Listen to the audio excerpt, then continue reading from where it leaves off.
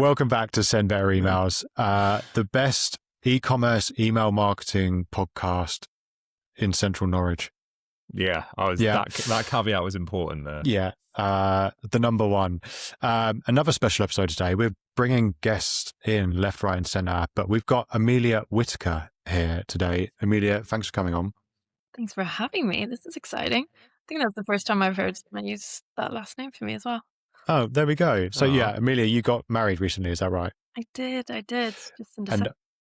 Nice. Congratulations. And I was saying that I was kind of glad that you're coming onto a podcast after getting married because your previous surname was much harder to pronounce, which was... I thought you were going to give it a go. No. Święcicka, it's a Polish last name. Okay. I'm not even going to try. But congrats on the wedding and thanks for coming on to the pod. Thanks for having me. So yeah, Emilia's from Mailchimp. I don't think I said that. Yeah. You didn't. So no. Okay. Sorry. I was wondering whether you were just going to just leave that part out for just see how long we can get before we acknowledge that. Just a random Emilia that we grabbed off the street. She's our guest this week.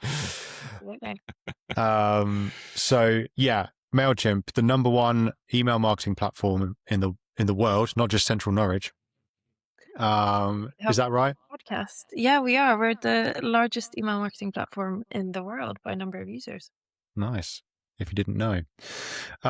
Great. So we're going to talk a little bit today about, so we're using Mailchimp. We're a Mailchimp partner. This isn't a paid for appearance. This isn't an advert by any stretch. And so Emilia has asked and promised that she wouldn't do any hard selling on this episode. But we believe in Mailchimp as a great platform for email marketing and CRM.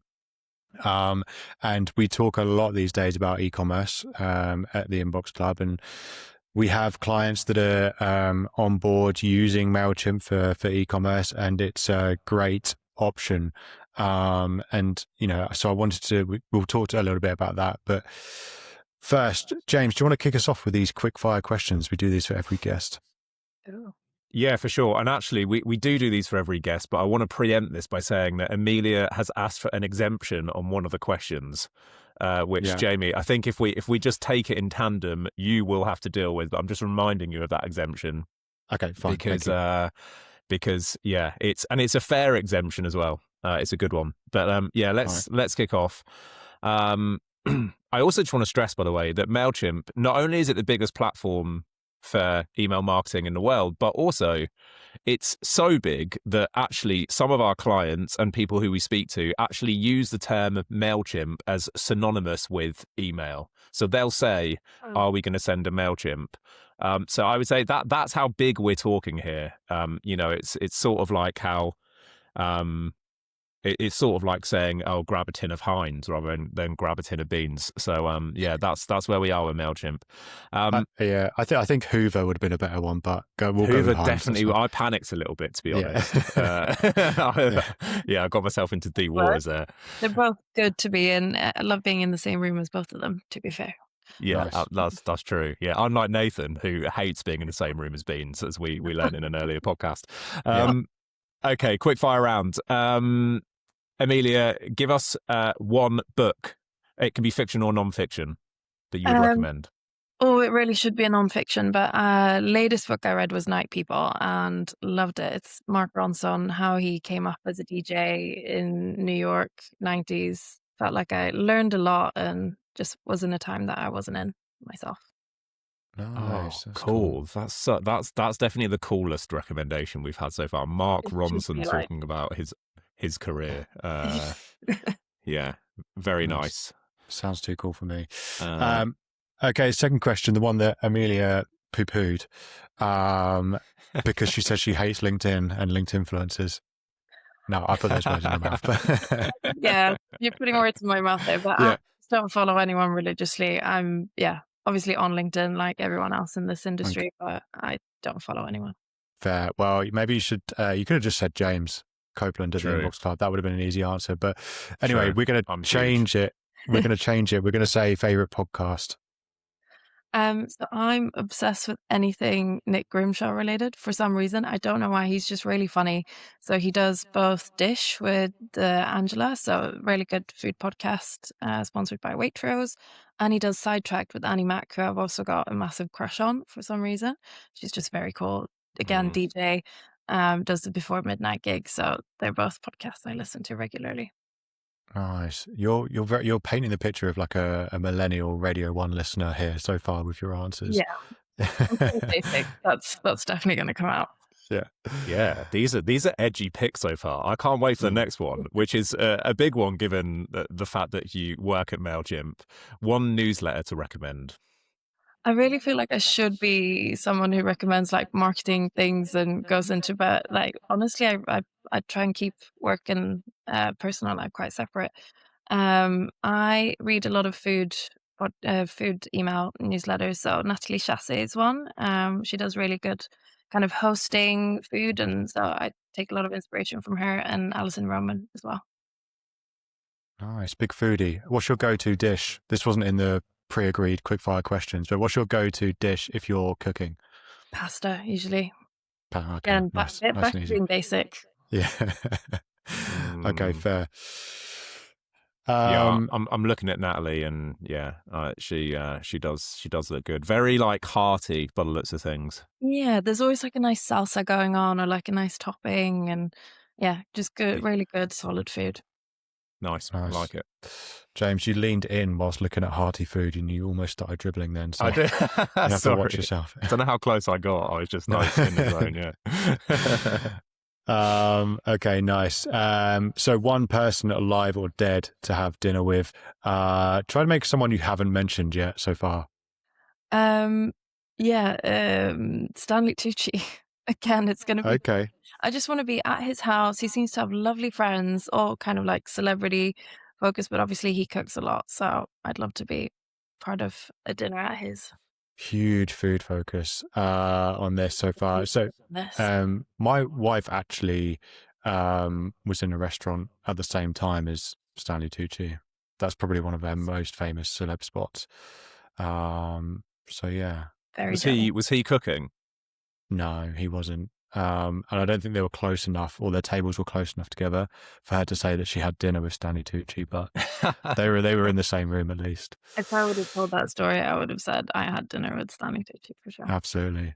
And does he have like a food program or a food book or something? He's done a lot of stuff. I was going to recommend his book as well, actually, because it's just a really nice read. But he does lots of like traveling through Italy, and he did like My Year in Food as one of his books. It's yeah. And he's got an Instagram as well, which he like does a great martini, and yeah, just seems like a lovely person to be around. Nice. I want to be Stanley Tucci. This is very cultured so far. I'm enjoying this a lot. Okay. One thing to ban from existence, Emilia. I mean, I've got lots of answers to this, but just for the sake of this being a work podcast, just the experience of buying any kind of concert ticket, horrible. Surge pricing, queues, waiting lines. Recently had some bad experiences, and I find it very stressful. So that can disappear. Yeah, I'm with you there 100%. That whole kind of like, I need to be in the waiting room. I need to be like on it. Otherwise I'm going to miss out here. And they're super expensive. Yeah. Who did you miss out on recently? So, nearly missed out on Robin, but didn't. So managed to get tickets there. Missed out on, who was it I missed out on recently? It was Olivia Dean, I think. Okay. Did get Harry Styles tickets as well. I'm not the fan, and my friend is. Got to caveat that. Hey, no judgment here. But it's going to be great. So excited, and obviously had a terrible experience when Oasis tickets were released, and spent a solid 6 hours in line. Did get tickets, super happy, but horrific price, horrific waiting time. Yeah, that's crazy. I mean, my wife is I keep talking about my wife, but she's a Taylor Swift fan, and had that experience when she came to the UK. Also, my wife. Okay, well, I've got this one's about me. In my previous job, it was the town that I worked in was up north, and that town was Harry Styles' hometown. And there was a bakery that he worked at as a kid, and they've got a big cardboard cutout of Harry Styles in that bakery. And in the summer particularly, you'll see lots of like groups of young American girls like going around to all the different spots in this town where like apparently Harry Styles had written his name on some bricks, or like to the bakery to buy something. It's crazy, but it's just otherwise like an unassuming northern town. Definitely take my friend. Yeah, You got to milk it. Yeah. Okay, so the next one is like your biggest fuck up or your biggest mistake or your biggest situation you had to pick yourself up from. We're very much changing vibe here. Yeah. Probably not the biggest, but the one that kind of stayed with me was a stage performance. I used to be a concert pianist growing up. Oh wow, I didn't know that. Playing, classical piano. We did a lot of concerts. I had a terrible experience, to make a long story quite short, and had a panic attack because I just couldn't remember what I was meant to do and had to leave the room. Wow. It took therapy and a lot of work to get over that, but yeah, still working on kind of stage presence and stuff. And I still don't play don't play piano in front of anyone, but working through it for sure. Holy shit, that's the most traumatic answer we've had so far. I know. Yeah. I should have gone like, oh, I did something terrible at work, and sent the wrong email. That's the first one. We've had quite a few of these fuck ups now. That's the first one that listening to it gives me kind of second hand anxiety. Like that. Yeah. That is yeah. It's a great learning though. Like obviously lots of pressure as a little kid, but I think classical music is definitely a good learning, good school. Actually, awkwardly, there is a segment in this podcast later where we're going to ask you to play piano. So I feel terrible about this now. But that is one of my instrument. So you're not, if you walk past a piano in like King's Cross Station, you're not jumping on and doing a little. Absolutely never. No. Oh, that's a shame, because clearly you're very good at piano, I guess. If you're not anymore, it's not like riding a bike. You have to like keep up with it. So okay, yeah. Chopsticks only now these days. Yeah. Okay. We'll finish on a high, Emilia. This is the last of the quick fire questions. One favorite memory or one thing you're most proud of? I should have prepped something for this. Well, I think in general, like my London life, like I'm from Sweden. I moved here 8 years ago. I really enjoy both the career I've built, the friends I've met, the kind of life I lead. Again, cheesy answer, but yeah, just quite happy with everything that's led me to here. Nice. That's probably, you've followed up the most traumatic answer with the most wholesome answer, I think, to those questions. So well done. Good balance. Yeah. Nice. You left the piano behind and you've created a new life for yourself. Exactly. Yeah. We've come full circle. Cool. Okay, let's get into the meat of the podcast then. So we want to talk a little bit about Mailchimp. We can talk and do our own episode, me and James, and talk about how Mailchimp's a great option for brands and the features, etc. But we figured, we might as well get someone from Mailchimp to talk us through this, because you'll know better than we do. So, James, you prepped these questions, so do you want to kick off? Yeah, for sure. So it's no secret. Jamie and I have made no secret of the fact that we have not always been huge Mailchimp fans, Emilia. We've said that to you. We've said it on this podcast, I'm sure, before. And so our turnaround and our sort of our warming to Mailchimp has not kind of come by virtue of meeting you or anything like that. It's predominantly come through the changes that you've made in recent years to the platform. And I think there's probably a delay. In fact, I know there's definitely a delay, because we speak to clients and prospective clients about this all the time. There's a delay between the changes that you've made on the platform and that sort of them working their way into sort of the mainstream consciousness and people understanding, okay, Mailchimp is not the platform it was 5-10 years ago. Yeah. So with that in mind, talk us through some of those key changes that have taken Mailchimp from this sort of one size fits all platform, perhaps, if I can say that, to this platform now that is really well suited to e-commerce email marketers.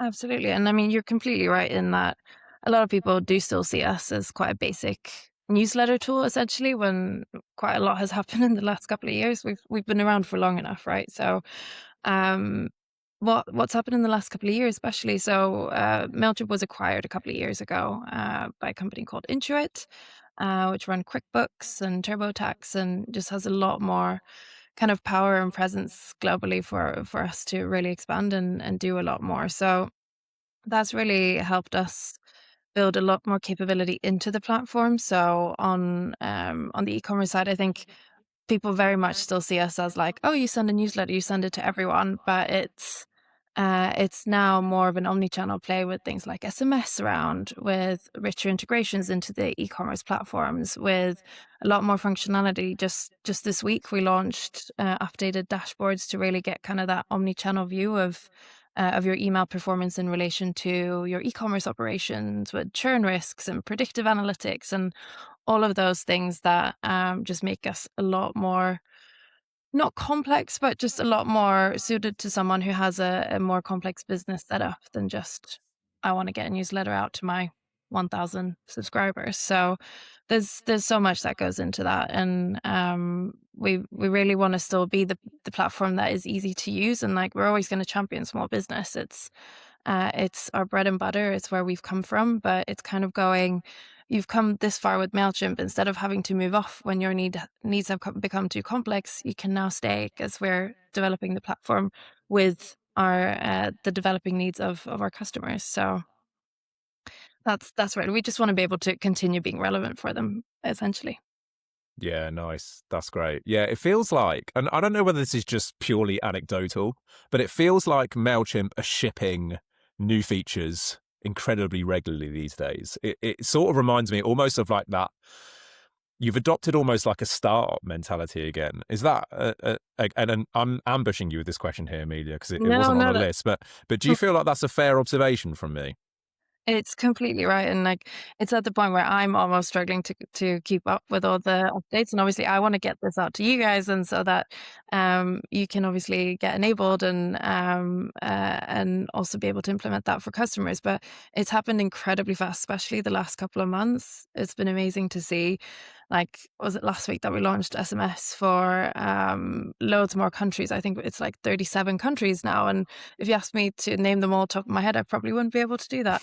And obviously the huge e-commerce release this week, which is everything from like a proprietary pixel for websites, for the marketing dashboards, updates and integrations like Shopify, Canva, all these things that it's amazing to see, and it's really fun to be part of. Yeah, James kind of jumped on a point that I was going to make there as well. And it does seem, obviously we're managing quite a few accounts in Mailchimp, and sometimes I'll log in, I'm like, another new feature, that's crazy. And I think probably one of the more significant ones that I've enjoyed recently is around forms.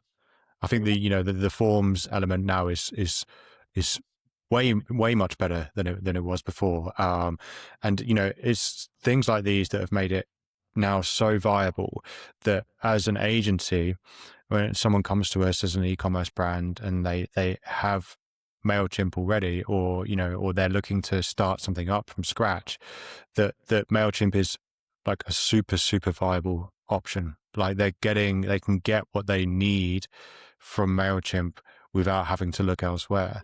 And there will always be a case where, as an agency, as trusted consultants, we have to say, okay, there are different platforms for different stages of your growth, right? And I think from my perspective, what Mailchimp has done hasn't become the platform that's like, okay, we are now the platform that is for every single e-commerce brand out there. Yeah. From my perspective, what Mailchimp has done is widened its scope quite significantly to say, okay, now we're relevant for way more brands than we were before. And our tech services way more needs than it did before. That's exactly right. I think you put it a lot better than I would have done. So maybe, is there any jobs going at Mailchimp? I'll come join your team, Emilia. Always. I'll be your assistant. Nice. And so second question, well, not second, but second question that we had agreed on in advance. So you have a huge treasure trove, as James has written here, of email marketing data. What are kind of 3 of the most common mistakes that you see e-commerce stores make when it comes to email marketing? Yeah. I don't actually remember which 3 I said, so let's see how this goes. But I think the first one that's always top of mind is kind of that lack of segmentation, and kind of touched on that before, but the kind of batch and blast, sending to everyone in your contact list without using all the data that you've got to hand. And hopefully, like, all the updates that we've made make it so much easier to kind of access those data points. But the kind of first level of segmentation, and just making sure that you're kind of tailoring messaging to who you're sending it to, is one of the key things that I think people miss out on. Um, the second one kind of goes into, following on from that, is the automation side of things as well. The amount of people that don't realize the potential of a win back flow, or even like an abandoned cart flow. That's like 101 e-commerce automation to add on. So Yeah. the automation side of things is definitely, I think, sometimes underused, sometimes overused. We see people also have something like 15 flows when 3, 4 might be generating revenue. So it's definitely worth kind of capitalizing on those, and developing those to make sure that content is updated and relevant, and so that you can then build on the learnings from those as well, and develop them further. So I think Nice. automation obviously has to come into that. And then, as you said, the pop-up side of things, like, are you capturing data? If you're running loads of ads around a peak season, or ads around in another platform or something, the data capture side of things, to be able to kind of get repeat customers, and even the customers that don't buy on the first look. Like, we're all kind of in the area now where we're making considered purchases, where we're thinking about it. So the first time you land on your e-commerce site is likely not going to be the first time you buy as well. So capturing that data is the third piece. Nice. The segmentation piece there, I think, is the one that I agree with strongly. I agree with all of them, because we look inside email marketing, Mailchimp and other platforms. We audit them all the time. I think I may have audited, like, I don't know, 10 in the last like 3 months, and put proposals together. And they, all of them across the board, exclusively sleep on segmentation. And I end up saying to them, actually, your campaign send frequency is fine. Like, it doesn't need to increase in order to get more revenue. And it needs to increase a little bit. The biggest unlock is just making your campaign smarter. And the way you do that is segmentation, right? And you may agree with me, or you may not hear, Emilia, but when I tell people to think about making campaigns smarter, I say, okay, if you sit down and you think, okay, I need to write a campaign for next week, never go to your campaign tab first, go to your segmentation tab first, and see what segments you have in there, what's being populated, your high intent browsers, your VIPs, your recently purchased new customers, etc. Start there, and then the campaign almost writes itself. So yeah, I love that point. James, you've very politely put your hand up. I didn't even know you could do that in Riverside. Yeah, you can. And I wanted to just to say, Jamie, that I don't know if it's you touching your desk or something, but I'm getting like a beat coming through your mic sorry. when you gesticulate, I think. I'm just like thumping my desk. You're just so passionate. Get excited. Yeah. Like a dictator. Yeah. So just a little heads up there. Sorry, I'll stop thumping. I do agree with the segmentation. I think that is definitely one of the first places to look. But I think the other piece would just be like analytics as well. Like, what's performed before, when you're planning your next step or your next campaigns. Like, what did people click on? What content was the most engaging? Like, always just learning from what's worked before, and then definitely starting out with the segments when building out the new ones. Nice, love it. Yeah. I also I think the reason why I was so keen to ask that question, and I mentioned the fact that Mailchimp has access to all this data, is simply that I think it's worth acknowledgement. And one thing that we've benefited from is that Mailchimp, by virtue of being the biggest ESP, also has the most case studies, the most accurate benchmarks, all of that sort of thing. You know, you get the full spectrum of businesses on Mailchimp, and that's been beneficial for us. And as Jamie says, we actually, I don't know if we've ever mentioned this on the podcast, but when we started out as an agency, one of our first sort of big gigs that, you know, empowered us to sort of go full time was a Mailchimp auditing program, which was ran by Mailchimp, and we were involved in that. And it was a really eye-opening exercise, because we were looking at, you know, 60, 70 accounts over that time. And yeah, the amount of quite established email accounts that just didn't even have like a welcome email. I mean, Emilia mentioned some other automations there, but even the welcome email sometimes was missing from them. And yeah, I just that was a real sort of eye opener for me, as particularly early on in the Inbox Club's life, to see that actually, yeah, okay, there's a job for us here, you know, like there's going to be work in the world. And you're not wrong. I think that still happens a lot. I think whether that's because people don't spend enough time on their email marketing in general, or whether that's something we see at Mailchimp specifically around people thinking that maybe the functionality isn't available, or isn't fully being utilized. So I think there's definitely so much opportunity for brands to kind of do an audit and use experts like you guys to see, am I doing things to the benchmark? Am I using everything that's available within the platform? All of those things. And yeah, like you say, we've obviously got loads of data points for this, and every recommendation that comes through in the platform, every kind of next step, and the predictive analytics piece, all of that is obviously based on billions of data points. Nice. Yeah, I'd say if I had to diagnose it, I would say it's not specifically to do with Mailchimp. We of course go on to other platforms and realize that the same things are missing. But what I would say is that there are quite a lot of email marketers who maybe turn to Mailchimp because they feel like they ought to be sending a newsletter, but their thought hasn't really progressed beyond that point. Whereas I think if you're going for a more specialist email service provider, by virtue of choosing a more specialist one, you're already arguably taking email more seriously, if that makes sense. So yeah, I think Mailchimp is just so de facto for people starting out a lot of the time that maybe they don't have that level of sophistication yet. Okay. Final scripted question, Emilia, and then it's just going to be carnage after this. On this podcast, and just generally in our conversations and our website and the stuff we're talking to our clients about, we've been banging on a lot about WhatsApp marketing, which, you know, whether you like it or not, does appear to be coming to the UK and the EU in 2026. I think 2026 is going to be the year of sort of WhatsApp awakening when it comes to brands using WhatsApp. Is it a train that Mailchimp is jumping on?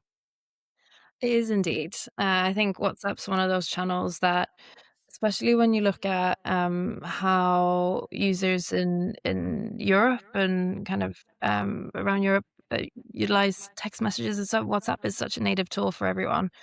So as kind of when we're planning our next steps, obviously we've got SMS Live. It's across many countries, but we essentially want to meet our customers and our customers' customers where they are. So WhatsApp is a natural next step for that.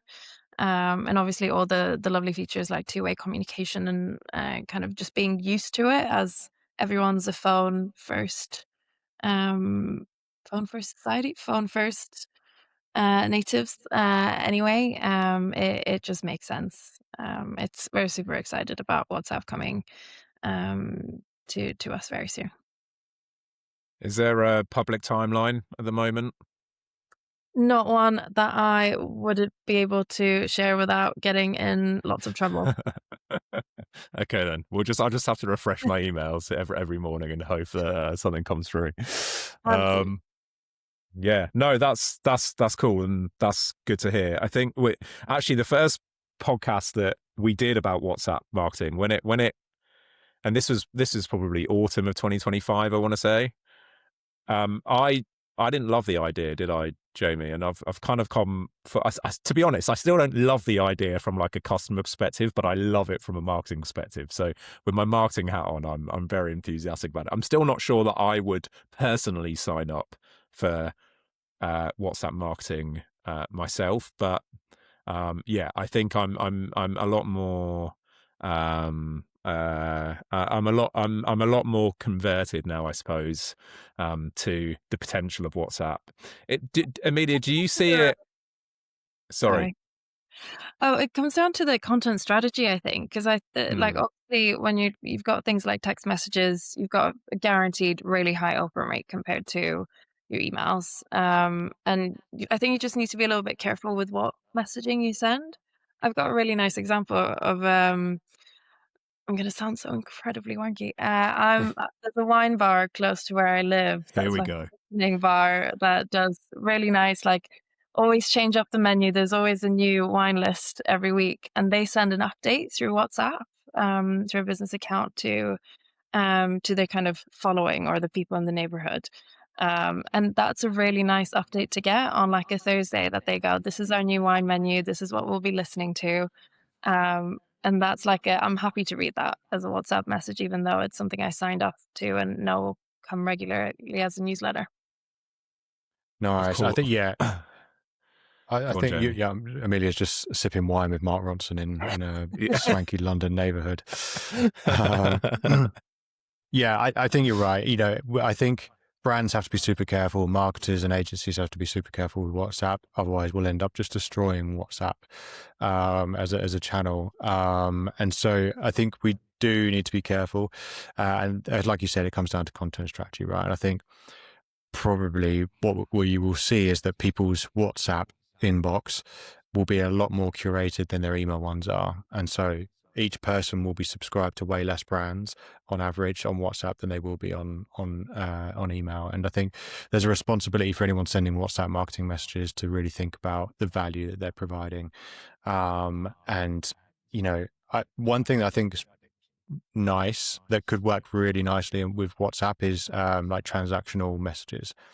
So that kind of order confirmation, order shipping, delivery notifications on WhatsApp, I think I would welcome those much sooner. But you know, the 2, 3, 4 brands, or you know, the 5 wine bars that Emilia is interested in, you know, hearing from those, you know, I could be way more interested in that. I just don't want Amazon WhatsApping me, really, you know, and some of the other brands that are doing it, you know, sending WhatsApp every other day or whatever. I think that's too much. Exactly. It's a high intent sign up to receive updates from something like a WhatsApp for sure. Yeah, nice. Cool. James, do you have any other questions for Emilia whilst we have her? I don't think so. No, I mean the questions we've run through are the ones that I really wanted to ask and find out more about. So yeah, no, I'm feeling pretty good. I feel like we could talk about wine and maybe art and culture. Maybe that could be a separate podcast. But yeah, but no, in terms of email stuff, I'm happy. My cup is full. My wine glass is full. Okay. I feel like I've done a terrible job at my personal PR here, but hipster Emilia. I'll take it. But thank you so much for having me on, guys. All good. Thank you for jumping on. We're at half an hour or just over, so that's worked out nicely as well. So thanks, Emilia. Thanks everyone for listening, and we'll see you next time.